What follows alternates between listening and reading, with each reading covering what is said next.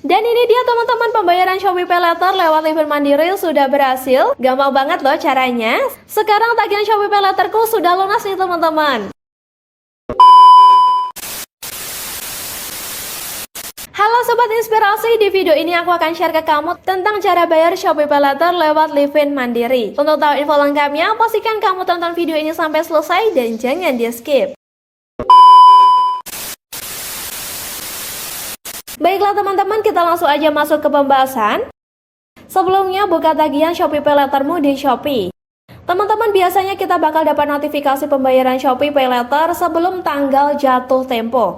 Shopee memberikan tanggal 5 setiap bulannya nih teman-teman. Jadi pastikan sebelum tanggal 5 kita udah bayar tagihan Shopee Pay Laternya teman-teman, supaya kita nggak kena denda penunggakan dari Shopee.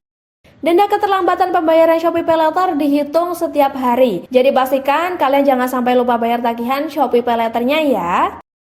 Oke, berikutnya tekan bayar sekarang.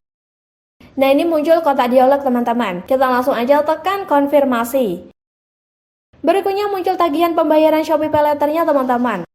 Nah, di sini ada metode pembayaran Shopee Pay Later yang ditawarkan Shopee. Kita bisa merubah metode pembayarannya. Karena ini Bank BCA dan aku akan bayar tagihan Shopee Pay Laterku ke Livin Mandiri, langsung aja kita ubah metode pembayaran Bank Mandiri teman-teman. Kalau udah, tekan konfirmasi dan tekan bayar sekarang. Nah, ini muncul rincian pembayaran pesanan kita dan ini muncul kode virtual account-nya. Nanti kode virtual account inilah yang bakal kita gunakan untuk pembayaran lewat Livin Mandiri. Di bawah kode virtual account ada beberapa metode petunjuk pembayaran yang bisa kita pilih. Ada metode m-banking, transfer bank, internet banking, dan lewat ATM. Kamu bisa baca sendiri ya. Baiklah, kita lanjut. Kita salin aja kode virtual account pembayarannya teman-teman. Tekan tulisan salin di sampingnya. Nah, ini muncul tampilan rincian pembayaran tagihannya teman-teman. Berikutnya, buka aplikasi Livin by Mandirimu dan lakukan login. Dan ini nih teman-teman tampilan utama dari Livin by Mandirinya. Pastikan jumlah saldo Livin Mandirimu cukup buat bayar tagihan Shopee Pay Latermu. Kalau saldomu nggak cukup, kamu bisa lakukan setor uang dulu ya teman-teman. Lalu pilih transfer dan tekan transfer ke penerima baru. Dan kita diarahkan ke menu transfernya teman-teman. Nah, di bagian kolom rekening kita masukkan kode virtual account yang udah kita salin tadi dari Shopee Pay Later. Lalu kita tekan tempel, kalau udah tekan lanjutkan. Di sini muncul tab pengecekan pembayaran Shopee Pay Later yang bakal kita bayar. Oke, kita tekan lanjutkan. Dan kita masuk pada menu pembayaran. Kita pilih aja rekening mana yang bakal kita gunakan buat bayar tagihan Shopee Pay Later. Setelah selesai pilih rekening, kita tekan lanjutkan. Dan ini muncul konfirmasi pembayaran dan jumlah uang yang harus kita lunasi Shopee Pay Laternya teman-teman. Kalian bisa cek kembali, kalau udah pas atau cocok nominal tagihan Shopee Pay Laternya, tekan lanjut bayar. Selanjutnya, masukkan PIN Livin by Mandirimu. Dan ini dia teman-teman, pembayaran Shopee Pay Later lewat Livin Mandiri sudah berhasil. Gampang banget loh caranya. Sekarang tagihan Shopee Pay Laterku sudah lunas nih teman-teman. Dan ini ada rincian pembayaran Shopee Pay Laternya teman-teman. Untuk bukti kalau kita udah bayar tagihan Shopee Pay Later, kita bisa lakukan screenshot buktinya atau download buktinya dengan menekan tombol download di bagian pojok kanan bawah teman-teman. Selanjutnya kita buka menu tagihan Shopee Pay Laternya. Dan ini tagihannya udah lunas terbayar teman-teman. Jadi aman dan gak bakal kena denda penunggakan pembayaran dari Shopee. Ada kelebihan dan kekurangan pakai Shopee Pay Later teman-teman yang harus kamu ketahui. Baiklah, kita bahas dulu kelebihan dari Shopee Pay Later. Yang pertama, proses mudah tanpa jaminan. Kemudian dalam proses pengajuan, cukup unduh aplikasi, foto selfie serta KTP dan isi form. Gak butuh jaminan untuk mengajukan pinjaman ini. Cocok buat penuhi kebutuhan darurat yang menuntut proses pinjaman uang mudah tanpa syarat yang gak bertele-tele nih teman-teman. Yang kedua, tidak ada verifikasi telepon. Tidak ada verifikasi telepon di Shopee Pay Later. Shopee Pay Later tidak menghubungi kita untuk melakukan pengecekan. Tidak juga verifikasi menghubungi kontak darurat. Ini mempermudah proses pengajuan. Yang ketiga, hanya syarat KTP tanpa slip gaji. Teman-teman, Shopee Pay Later gak minta slip gaji dalam proses pengajuan pinjaman. Kita cukup upload KTP saja buat pendaftarannya. Ini berbeda dengan umumnya pinjaman lain di fintech, apalagi bank, yang mewajibkan kita buat kirim dokumen slip gaji. Tidak dimintanya slip gaji tentu saja mempermudah proses pengajuannya teman-teman. Yang keempat, tidak diminta data pekerjaan. Dalam proses pengajuan, aplikasi Shopee PayLater nggak minta data pekerjaan kita, hanya data pribadi dan kontak darurat yang diminta.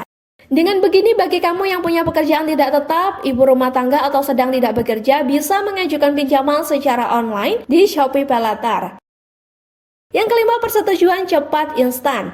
Proses persetujuan dilakukan secara cepat, boleh dikatakan instan, hanya 3 menit sejak pengajuan ya teman-teman. Shopee PayLater sudah memberikan persetujuan. Kita udah dapat kabar apakah pengajuan disetujui atau tidak dalam waktu kurang dari 24 jam.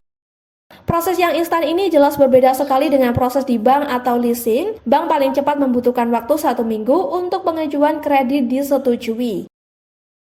Yang keenam, izin terdaftar dan diawasi OJK.